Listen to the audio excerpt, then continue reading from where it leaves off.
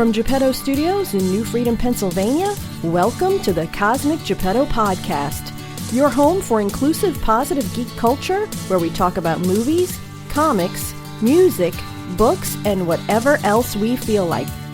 Please welcome your host. No. Leave the glasses on. It's working. Brad Mendenhall.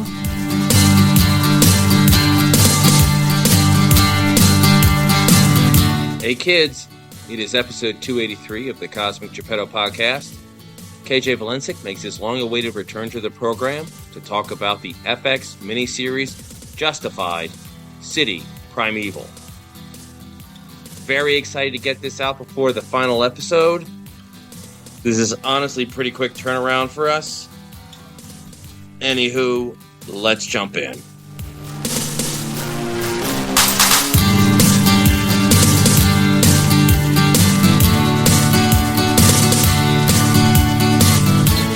It's been a while. Returning to the Cosmic Geppetto Podcast is dear friend KJ Valencik. KJ, how you doing? I'm good. How are you, Brad? Oh, real good. I appreciate you coming back. I'm trying to think. When? Oh God! It was when we were talking about. I think the last time you were on, we were talking about Joss Whedon. Oh man, yeah, that was a conversation. That was a conversation, and back then we had no idea where it was going to go. And apparently, where it went was Joss Whedon's face should be on the side of milk cartons for as much as he's disappeared. Gone for good. I don't know. I don't even know what he's doing. I had a conversation with Doc Corelli, who's really dialed in. Excellent guest and a good guy, and he's really sort of dialed in. He has a good sense of how things behind the scenes work. And I said, it's like, what's going to happen with him? He's like, Joss Whedon will never get a chance to direct another big budget movie or run another TV show. He is going to be a script doctor, which he did a lot of. He did script work on Toy Story, the first Toy Story, and the first X-Men movie. And his name doesn't really get associated with a lot of this stuff, and they'll just hire him for that, and they can get some work out of him, and he'll be able to help pay his bills. But they're not bringing him back to the Marvel Cinematic Universe. Gotcha. Anything that doesn't come with a credit line is the work he'll get. You can make a good living doing that. I know Kevin Smith talked about that. Have you ever seen a Kevin Smith Q&A? Kevin Smith, not familiar with him. He directed Clerks. Sorry, I'm kidding. I'm a huge nerd. Of course I know who Kevin Smith is. Dude, it's a little late at night. I don't get sarcasm. Yeah, but have you ever seen one of his Q&As? Yeah, I have. Boy, I'm just going to have to edit that out so I don't seem as much of a schmuck. He talked about how after Chasing Amy was filmed but hadn't come out yet, and he really, I think, solidified his reputation as a screenwriter. He got a lot of work just punching up scripts or doing another pass. And he said, it's like, there are people who have beautiful houses in Hollywood, in California, that have never had a single script they've written come to screen, but they just keep punching up other work or pass it on script, and they get paid very well. And I know Carrie Fisher, Princess Leia, she was a very successful script doctor as well. It's definitely not what what Joss Whedon wanted and what his fans wanted from him, but I think that's where he's at. But that's not what we're talking about. Today we're talking about Justified, City, Primeval. It is a FX miniseries that revisits the character Raylan Givens from one of my all-time favorite TV shows, Justified, that ran on FX. And when you found out this show was coming back, that Justified was coming back as this miniseries, what was your reaction? I didn't watch Justified when it first came out. I ended up watching it from your recommendation. And I love the show, but it ended really nicely. Nice little bow. And so I love Timothy Olyphant. I will watch him play a sheriff all day in pretty much anything. But I wasn't sure how I felt about him coming back in that character. I was going to watch it no matter what, but, a little cautiously optimistic. Yeah, I agree with you. I love the show. It's one of my all-time favorites. Timothy Olyphant was put on this planet to play Raylan Givens. And you're right, he plays a lot of sheriffs, he plays a lot of lawmen, but the writing gave him a lot of cool stuff to say, a lot of great one-liners. There was just a cool cockiness that he was able to embody in this character. But you're right that the last episode, the last two episodes of the original Justified series that ran from 2010 to 2015, they were perfect. He got to end it on a shoot, like on an old time Western style shootout. He was the quicker draw, and also that show it had a great first season, a spectacular second season with the wonderful Margot Martindale playing this patriarch of a hillbilly crime family. And she was amazing. Fantastic. And season 3 was pretty good. You had Neil McDonough, who's been a bad guy in almost, it feels like every third TV show or movie. He's so charismatic, though. Like that smile. the smile, and he has this great like crystal blue eyes. Yeah, I don't know what I saw him in recently that he wasn't a villain, and I was so confused. I kept waiting for a heel turn that didn't come. It's weird because he was in the first Captain America movie. He played Dum Dum Dugan, and he was playing like Captain America's sort of portly third sidekick in that movie. And I was like, eh. He's got some makeup, maybe even some prosthetics in that movie. I forget it's him. Yeah, in the mutton chop or the goofy facial hair. And also, he's so far down the call list of that movie that he doesn't even rate a close-up. But he was really good in that in season 3. He was a good bad guy. And they also introduced, I'm going to butcher the name, McKelty Williamson, who probably best known for playing Bubba in the film Forrest Gump, and he's an excellent actor. Yeah.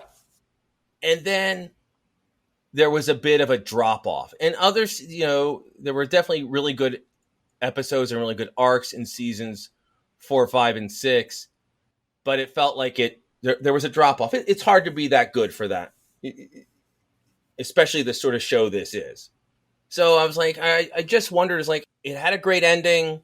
Quality didn't quite hold its peak at the end. While it was still a good show, it just, felt like it was sort of running out of ideas. There was a little bit of trepidation because one of the best parts of the original run of the show was the interplay between Timothy Olyphant as Raylan Givens and the antagonist of the series, Walton Goggins, as Boyd Crowder. And they were saying that Walton Goggins, was not returning. And I was like, wow, you are losing a lot without that dynamic. Yeah, he's been doing that righteous gemstones thing. Goggins is another guy who he's gotten killed by a lot of people in movies. He's played a lot of bad guys. He's a fantastic actor. He was in the last Tomb Raider. He was in the second Ant-Man film. As you said, he was in the recurring character in Righteous Gemstones. He works a lot, and it's not just him that's missing from this. We have not, aside from Raylan, we have not seen anyone from the original show, and it doesn't take. And as a character, I'm also including Harlan County, the town where the first show took place, is not, which really felt like a character in the original series. This doesn't take place in Harlan County. Right. And I definitely agree with you there. In fact, since we're talking Justified, I put aside my normal beer I'm having when we chat, and instead I've got myself some Kentucky bourbon. Raylan waxes poetic about bourbon several times during the original show. Yeah, it'll make you a believer. Now, correct me if I'm wrong, but City Primeval is based on a book, but not a Raylan Givens centered story, right? Correct. The book by Elmore Leonard focused on the Oklahoma wild man Clement Mansell, who in this miniseries is played by Boyd Holbrook. Boyd Holbrook is an excellent actor. So we still get a Boyd. We still get a Boyd. He was just in the Indiana Jones and the Something of Time, the most recent Indiana Jones movie. He was also in Logan, the final, or what we thought was the final Wolverine movie. He was in the last Predator movie. He's played a lot of bad guys. Boyd Holbrook is very good at playing psychopaths. But the book followed him, and they had a different character. It had a different character sort of hunting him down. In the book, it was Raymond Cruz, who I believe has been in a handful of Elmore Leonard books.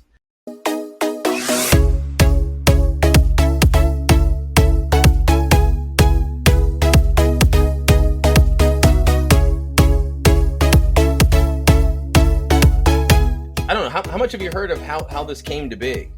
None. Elmore Leonard, excellent crime fiction writer. He passed away a few years back. I think he passed away before the original Justified ended. A big fan of his was Quentin Tarantino. Quentin Tarantino actually turned the Elmore Leonard novel Rum Punch into Jackie Brown. And there's a lot of Elmore Leonard influence in Quentin Tarantino's work.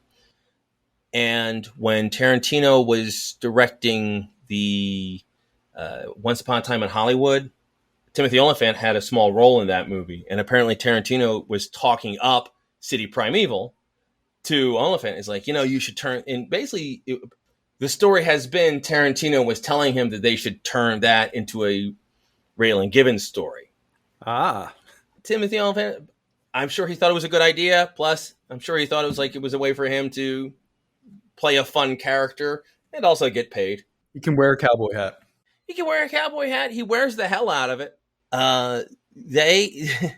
Timothy Olyphant is such an interesting character in Hollywood because he has had a lot of mid-tier success, and which, by the way, 99.99 people in Hollywood would sacrifice significant parts of their body for.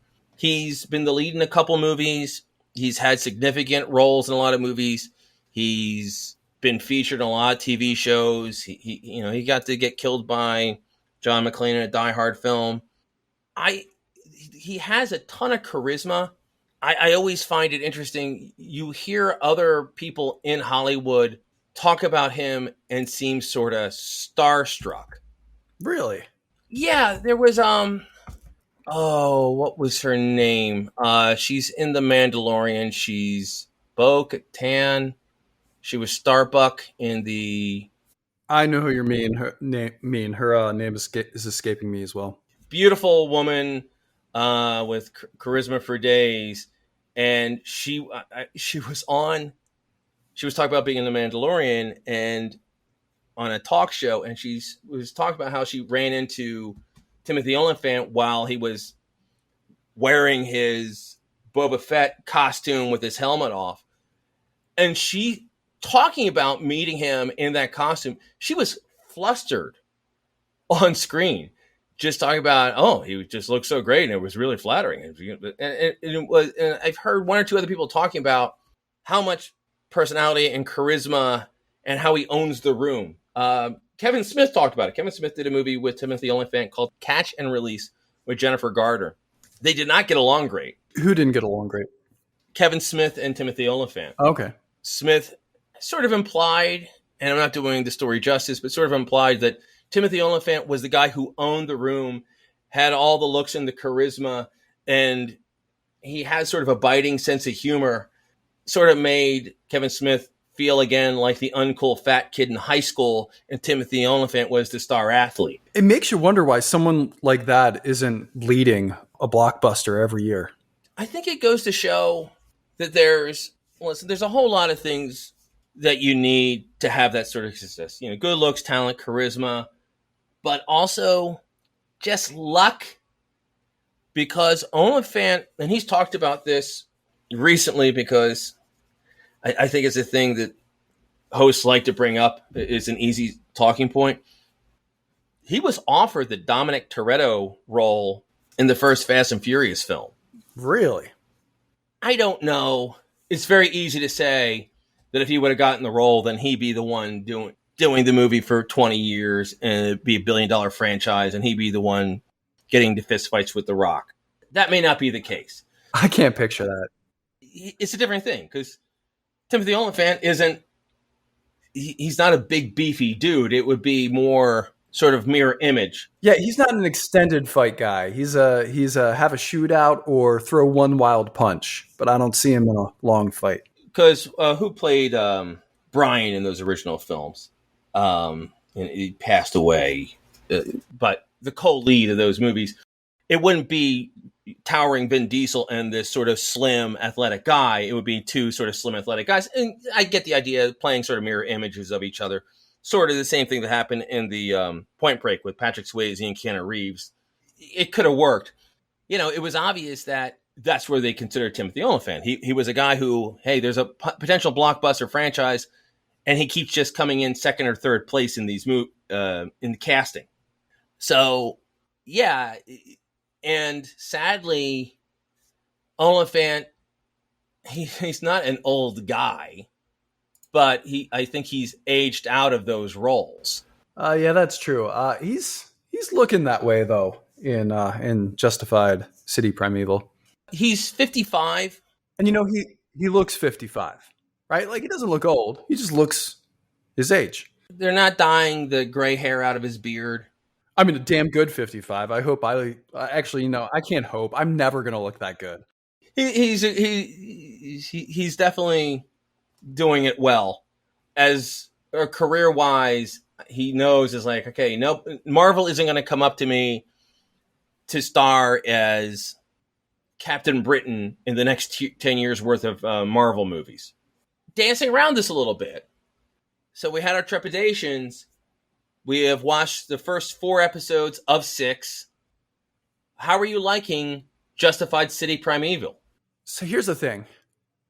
I'm really enjoying the show. It's not hitting the bar that Justified hit for me, but it's still an enjoyable show. It doesn't feel like Justified. Like it doesn't feel like the same character to me. I agree.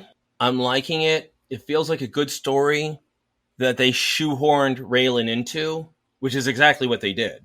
Yeah. And I've watched it, and while Timothy Olyphant is doing a good job, but they're not giving him the ass kicker moments.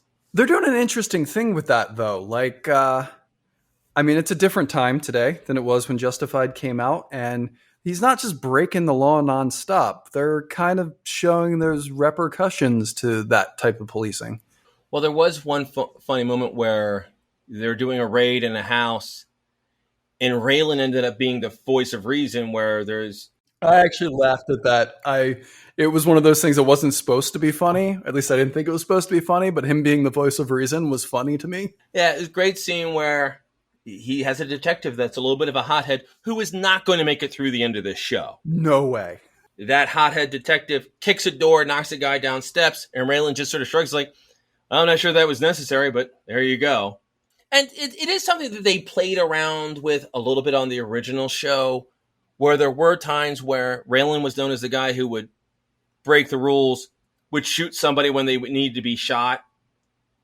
And then every now and then he wouldn't be pulling the trigger. There was one episode where there was somebody who was in a prison transfer who was able to sneak a shiv into the locker room, and he had a guard, held prisoner. And everyone kept saying to Raylan, like, hey, you can shoot this guy. If you need to shoot this guy, no one's going to say anything if you shoot this guy. And Raylan ended up getting him some chicken wings and some whiskey and was able to talk him out of it, which was fun. It was because you would just expect him to find what was the term? There was one episode at the base of the skull, there's an apricot. And if you shoot him in that spot in the head called the apricot, they would just fall down and wouldn't hurt anybody. You kept waiting for him to shoot the guy in the apricot. Do you remember that? Yeah, I do.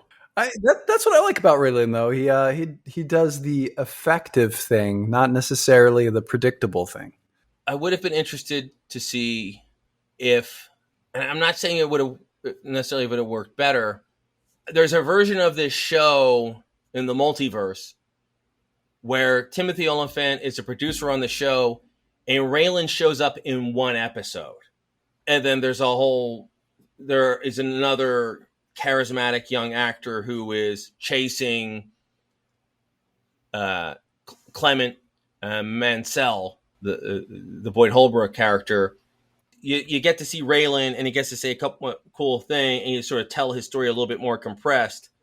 I bet that show would have been awesome. I don't know if it would be better or worse or about the same, but I would have been intrigued by that, where instead of this being a Justified show and Raylan is there all 6 episodes and we're following him, he gets a cameo or an extended 1 episode arc. I am enjoying a little bit of the man out of time, man out of place type feel to it, though. Like, Raylan Givens is very much at home in Eastern Kentucky, but dropping him in Detroit, and it doesn't fit, but in a good way. And I don't know, I am enjoying that, which you might not have gotten with a different character. How did you like the Willa Givens character? Now, she was on the first 3 episodes. At the end of the 3rd episode, she's on a plane to Miami. I don't know if I imagine we're going to see her one more time. I imagine in the last episode, Raylan comes home and talks to her or something like that. I mean, as a dad, I kind of liked the storyline, but my immediate reaction was, wow, she's not a good actress. And then I found out that it's his real life daughter. Yeah. I wanted to give the kid the benefit of the doubt. And it's like, well, maybe these are directorial choices, or maybe there's a breakthrough that we have. But then she left. But then she got on that plane. I was like, oh, no, that's all we're getting. So now she might be the best actress in the world. And again, she's a young actress. And if that's all they gave her, then I don't know. Honestly, I think it would have been fine just having her on the first episode, him dropping her off at the camp she was going to stay at. Like, there wasn't 3. If that's all there wasn't 3 episodes of story for her. Mm. And I think it could have worked with, okay, you see her in the first episode, you see that there's some tension in the relationship, maybe have her in the first and last episode, but her sitting around the hotel or walking around Detroit, or there wasn't a lot there. They gave her very little to do. Yeah, it was a side plot that didn't really go anywhere. Yes, so Vivian Olyphant, daughter of Timothy Olyphant. Here's the thing.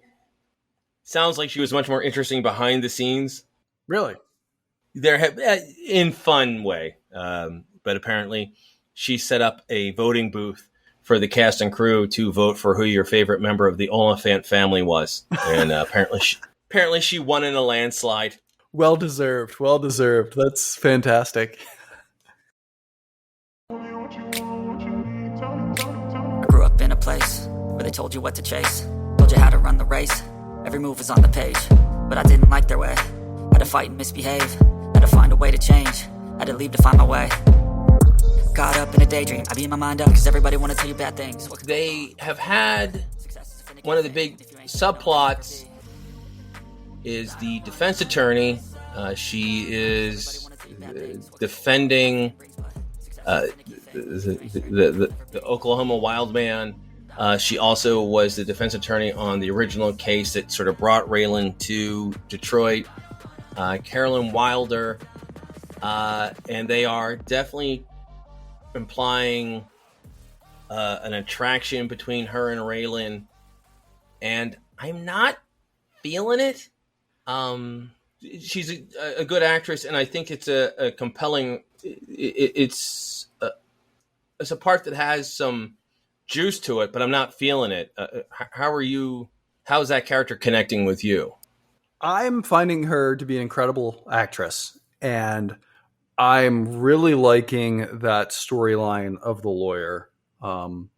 And I want to see where that goes. I feel like there's definitely not seeing the whole story there yet.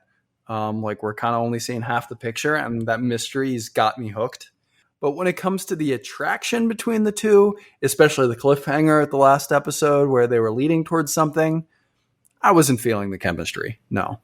They sort of did a similar plot line in the fourth season of the original show with Alicia Witt she wasn't a lawyer, she was a paralegal who was part of the Crow family. And she was the one who had some legal common sense. And it was a very similar plot line where Raylan knew she was the smart one and convincing her is like, you're getting dragged down into all the stupidity and the bloodshed, and you're too smart for this. And it seems like a similar plot line in that original case with Alicia Witt's character, Wendy Crow. They did very little of they might end up in bed. They did very, very, very little of that. And I think it worked better. I didn't see it in this case. And I thought it was weird where they had one case where Raylan and his daughter are at the same restaurant/bar that the lawyer is at. And the daughter is like, oh, you should go talk to her. I don't want you to be alone. And then Raylan's daughter sends her a ridiculous drink with sparklers in it. And I was like, why is the kid seeing this? Like, I just didn't see it. And I'm completely with you. I think she's an excellent actress. She's fantastic. I like the story where she's a lawyer. She's trying to do the right thing. She's up to her eyeballs in the entire case between other characters who are affected. And she's trying to find a way to get everyone out. And she has no interest in Clement going free. I think she'd be perfectly happy with him getting thrown in a wood chipper, but she has to figure out a way to do it without destroying her career or getting anyone she cares about. Yeah, there's definitely those selfish motives. But chemistry between actors is a weird thing, right? Like it almost has nothing to do with acting abilities. Yeah. It doesn't help that if you've watched Justified, you've seen Raylan sort of connect with Winona, his ex-wife, the mother of his child. That was really stated as that's the love of his life. That's the woman he's supposed to be with. Even though they don't have them together, it's almost weird seeing. It's weird if they're trying to imply that there's even more than just a passing interest or passing attraction. I think they're trying to do that, and it's like, we've seen this. We know where Raylan is. Except we know where he's been too. You know what? He'll go for pretty much any woman that gives him the time of the day. That is his style. There definitely is some truth to that. You're right. Chemistry between actors is so weird. You just never know where it'll come up from. And I've seen it throw off shows. The example, and somebody once asked me, I talked about that once with somebody, and somebody said, okay, well, what's a case of where there was supposed to be chemistry between two characters and it just, it fell flat or went a different direction. And the best example I can think of is on the TV show Arrow, where it was very obvious, and especially if it was based on the Green Arrow character from the DC comics. If you read the comics at all, you know that the lowest lane to Green Arrow's Superman is Black Canary. And they had Katie Cassidy cast as the Black Canary character, and she's a very pretty actress, and you could tell they were doing the whole will they or won't they. But kicked butt in that show. Attractive woman, kind of athletic. She was able to do the physical stuff. And you could tell they were trying to create the will they, won't they between Stephen Amell and Katie Cassidy. And the chemistry just wasn't quite there. And then they decided to do a thing with Felicity, played by Emily Rickards. And the chemistry was there. It was there. It just was. You ended up where the fans, and I can't get into the mind of the producers or anything, but it really did seem like they said, oh, screw it. All right, get Oliver and Felicity together. You know, it was brilliant though. I loved it. It was, and it was great because my memory, which might be a little shaky on this, was Felicity was just sort of there as a background character who had one or two lines, and they just realized they had something. Also, of course, they were doing she's not attractive because there was this stunningly beautiful woman with her hair pulled up in a ponytail wearing glasses. I was like, oh my God. That's what I was about to say. The classic, take your glasses off. Oh my goodness.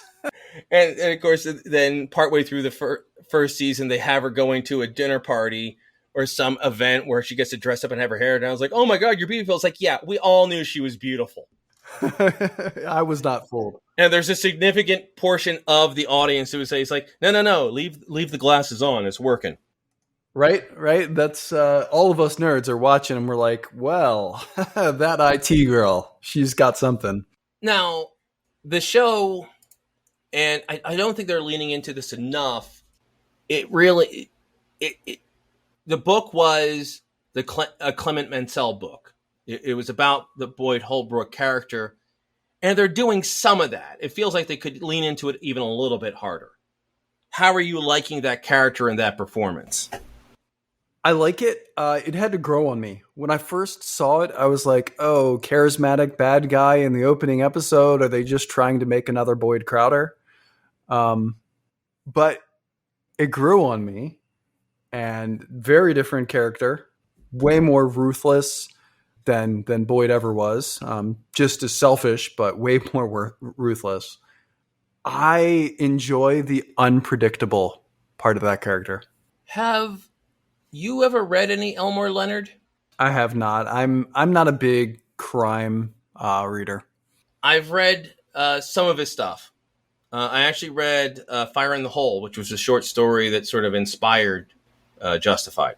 I also read Maximum Bob and I think one or two others. And one thing that Elmore Leonard did, he doesn't write smart bad guys. Often the point isn't they're not these criminal geniuses and take someone who's even smarter than them to bring them down. It's he writes ruthless, stupid, and dangerous people. And lucky. Yeah, very lucky. And what makes these characters dangerous is society doesn't know how to deal with them. Society, in the first episode, you had a judge played by, what was it, Keith? Is Keith David or David Keith? There are two actors with reverse names, and it's very easy to get them. Keith David. Keith David plays this judge who's a powerful man in Detroit and sort of does what he wants, and he runs into Clement, and it turns out it's like, oh, you could be as powerful as you want, you could have as much influence, whatever, it doesn't matter. If you have a crazy guy who's willing to hit you with his car and willing to shoot you, there's nothing you can do. And that's who Clement is. He's not a criminal genius. He's just lucky and ruthless, and he knows he's not going to. I think there's a part of him that he knows there's a not pretty end for him in sight. He's just going to manipulate and bully and kill and do whatever he has to get to the end, but often without any thought. In the second episode, when he sort of, using his charm and smarts, is able to kidnap Raylan's daughter without his daughter realizing it, it was a dumb move. There was no end game to it. He didn't file charges or anything. He just got his ass beat, and that was it. But he was just doing it to prove that he can't. Yeah, I was expecting that to go somewhere, and it didn't. And sorry, I have to interject for a second. I was not giving Vivian Oliphant much credit for her acting earlier when we were chatting, but you know what? When she saw that happening and had that mixed horror, what is my dad doing? And then also the very, I can identify with this so much, but that look your kid gives you when they realize they've messed up big time. I bought it. I bought it completely. Yeah. And I think any kid with a gruff father or a father who isn't refined, which I can relate to. Growing up as a child, I saw my dad get into a couple of fist fights because he did not have tolerance for a lot of BS. And when you see that stuff, when you see that side, it's like, oh, the old man's kind of dangerous. Then she realized, like, oh, my old man's kind of dangerous, and it's my fault. It was a compelling scene. It was. But he's very much an Elmore Leonard character where he's not smart, he's not cunning, aside from just a basic animalistic cunning where he's able to be one step ahead of stuff, and he doesn't behave the way you think he was. The episode we just saw where his girlfriend, what's her, Sandy's roommate is basically being held prisoner by these two mafia guys who are threatening to pull out her teeth if they don't get Sandy to come to the apartment right away. And of course, anyone else, they call her and it's like, she's like, oh, there's flooding and I need you to get here. And Sandy's like, oh, we got to get there right away. And instead there he is like, no, they didn't cook my steak raw enough. We're going to wait until it's done. So the poor roommate's getting all her teeth pulled out. He doesn't care. And then because he took all this time and because he wasn't in any hurry, because he doesn't care about anyone else than him, Raylan shows up with his partner and ends up shooting bad guys and arresting people, and he gets away scot-free. He should have been killed. Yeah, that's another place where I'm not sure if it's cunning or just luck. It's definitely luck, and also they keep expecting him to behave like he's not a sociopath.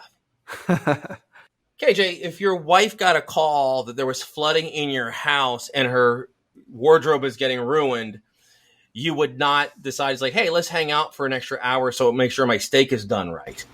You would be like, let's get it to go and drive there because you're not a sociopath.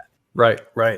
No one can think like him. And then it becomes a thing where sooner or later, the story will be Raylan has an idea what he's dealing with because he's dealt with every sociopath you can. And Raylan's going to say, it's like, no, this is what this guy wants. This is what he'll do. And he'll get one step ahead, which has been sort of the MO of Raylan all along. He's had those moments where he's one step ahead of Dickie Bennett, and he shows up at the house that Dickie Bennett is going to break into, and he ends up shooting him. He realizes what the bad guy wants one step ahead, and that's when he solves the case. Yeah. That's what keeps the story engaging, is that he's not always one step ahead. He just he catches that moment where he's one step ahead. And I agree. I think that's what's going to happen here.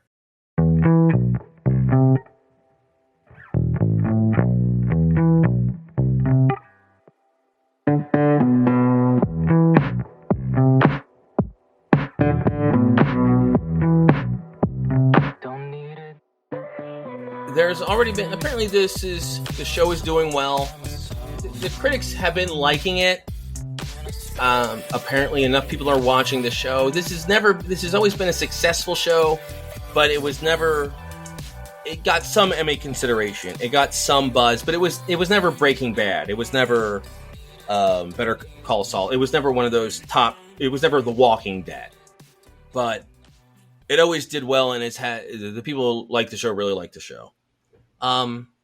There have been rumors that there could be another season, like there could be another spin-off season, like another miniseries with like a completely different story and setting. Yes. Okay. When you hear that, it's like, okay, we could do the same thing. Just take Raylan, drop him in another story. I mean, I can't understate how much I just love Timothy Olyphant. Like, I'll watch him in anything. I'll watch another few seasons of him as a realtor with a zombie wife. I really like that show, although it was weird because and this is what happens every time there's an actor who you associate with being a badass, who then in the next series isn't a badass. And I was like, he keeps getting beat up. There was a scene in the first season of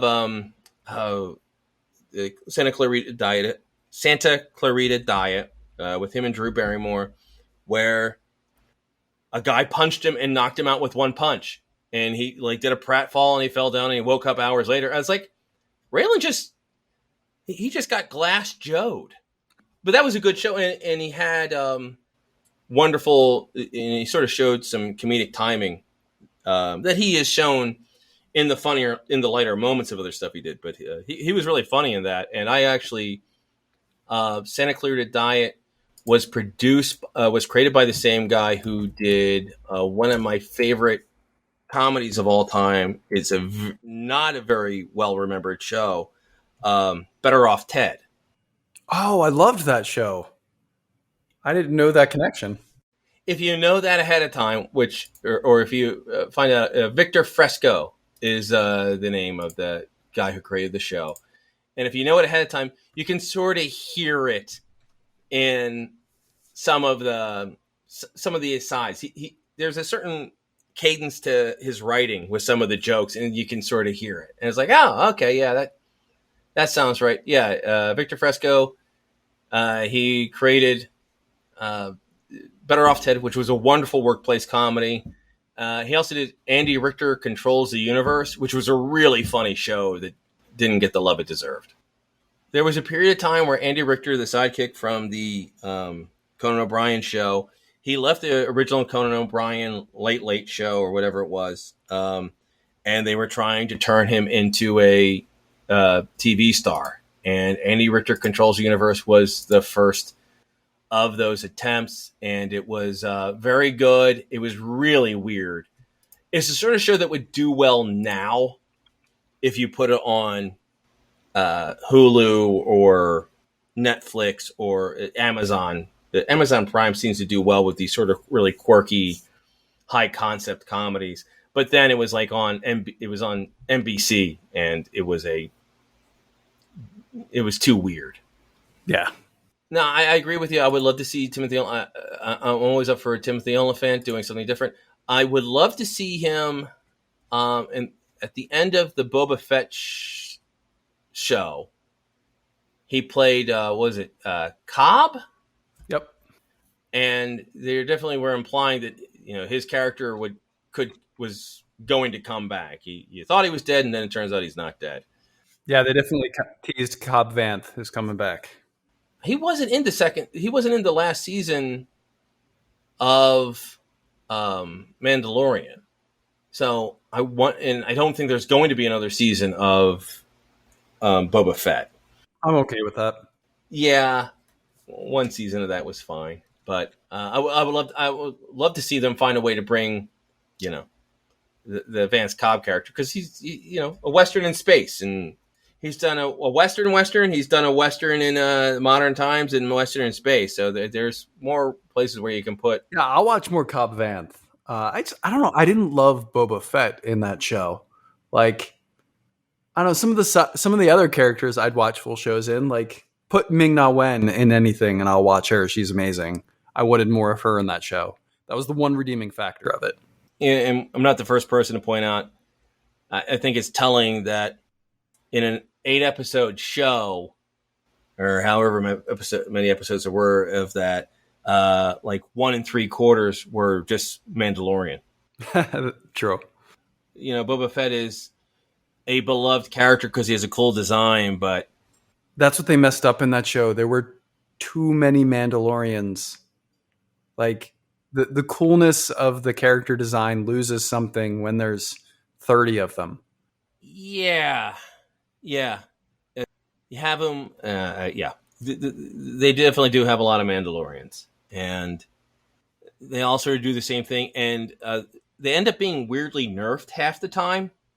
The best moment that Boba Fett has had in the new series was when he finally gets his armor back, and there's a big fight, and then he shows up and he kicks everybody's ass. It's a great scene. And then he was never that cool again. He was never that competent. He was never that much of a badass. And it's like, okay. And then there was so flashback heavy. And I was like, this feels like an episode of Highlander. All right. So, KJ, we're enjoying this. Before I let you go, give something else that you're enjoying, something else that you're really digging. It's tough because we're in Hollywood's still in the middle of the writer's strike. So there's a lot less entertainment than there usually is. Yeah, we're also recording this during summer when there's a little bit of a gap here. I don't know. I binged the first 2 seasons of Righteous Gemstones, which was fine. It's a show. I don't really have anything of note right now that I was just like, actually the last thing I watched that everything is brilliant and I will probably watch it all again is Never Have I Ever. I agree with you on Righteous Gemstones. I watched a bit of it. It has a really good cast. I think that show works better as clips on YouTube, where they have one inspired bit where Walton Goggins and the lead singer from Sugartown do a song together. And it was really fun. And, Walton Goggins, who was not a great singer or dancer or anything like that, but he's just this spray-tanned, giant white-toothed, which is his thing, Carney, and I think it's Jennifer Nettles, who I saw in concert about 6 months before Sugarland blew up. Really? I sort of love this story. My parents were fans of Vonda Shepard, who best known for being the house act for the TV show Ally McBeal. And Vonda Shepard performed at the Ram's Head in Annapolis, which is this little sit-down theater that probably holds maybe 100 people. And I got tickets from my parents to see Vonda Shepard, and my wife and I went as well. And the opening act was Sugarland. So there they were, it was a 3-person band at that time. So there they were on this tiny stage, trying to warm up the crowd for Vonda Shepard. And they were really good. Afterwards, we bought their CD and got their autograph. I chatted with the guitarist of the band for a little bit, and they were very approachable. And then I want to say 6 to 9 months after that was when Nettles did that song with Bon Jovi that was a weird late career hit for Bon Jovi, and all of a sudden everybody was really into Sugarland. And I was like, wow, we just caught them at the last possible moment before they blew up. That's a good time. It was. I think it's the only time this ever happened where I've seen an opening act that wasn't already established that so definitively eclipsed the act they were opening for. Right. Like Righteous Gemstones, I think it has bits that work really well, but in the whole episode, I think my problem is everyone's so unlikable, and who cares? Yeah. Everyone is very unlikable, but that's the show. That's the show. And I don't know. I think Adam Devine, is that right? Is hilarious. Yeah, everyone's talented. It's just, yeah. But one show I just watched the first episode of on the Peacock channel.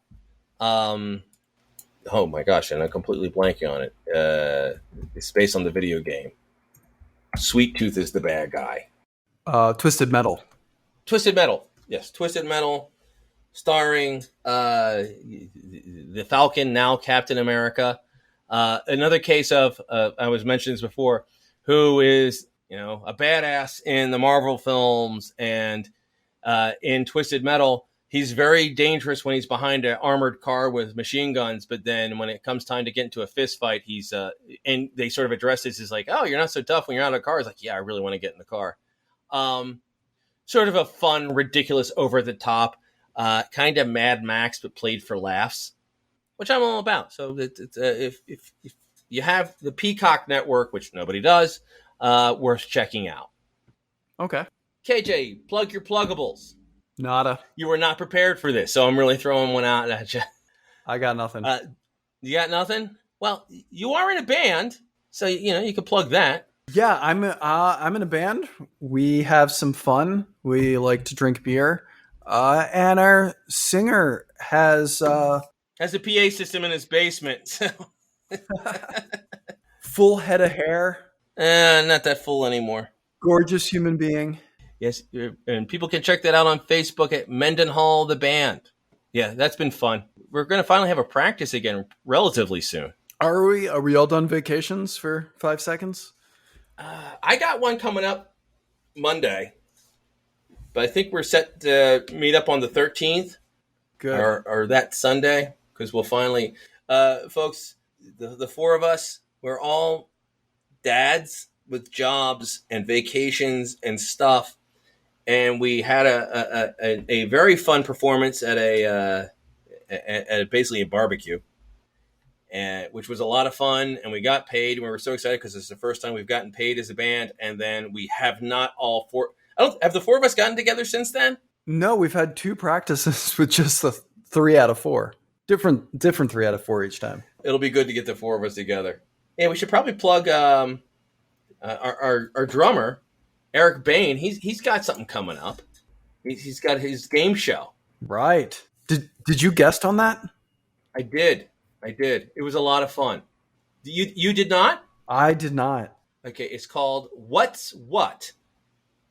Coming this fall on YouTube, hosted by Eric Bain and his brother. And what's his brother's name? Mark. Hosted by Eric and Mark Bain. I am a contestant. It was fun, and some of the stuff was right up my alley. So I won't spoil what happened, but when they do ask, it's like, okay, is it what was it? Was it British or magic? Because you have to figure out if a term is either British slang or a magic spell from Harry Potter. Man, it's like my whole life was building up to this because I have watched a whole lot of Harry Potter with my kids. All right. Well, KJ, this has been awesome. Thank you so much. Thanks for having me. It was a lot of fun.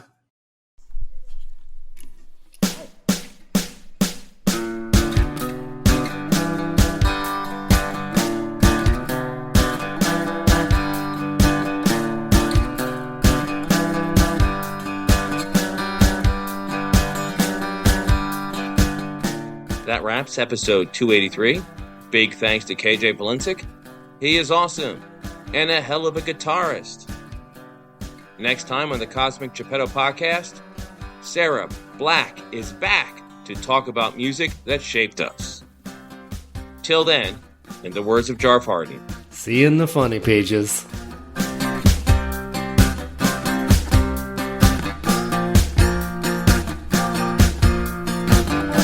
Subscribe to the Cosmic Geppetto podcast on iTunes, Stitcher, or wherever quality podcasts can be found.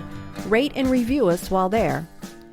Follow us on Twitter at CosmicGPod, and we will follow you back. Unless you're a jerk. We don't follow jerks. Like us on Facebook at facebook.com/Cosmic Geppetto. We love hearing your ideas for upcoming episodes. Email us at cosmicgeppetto@comcast.net.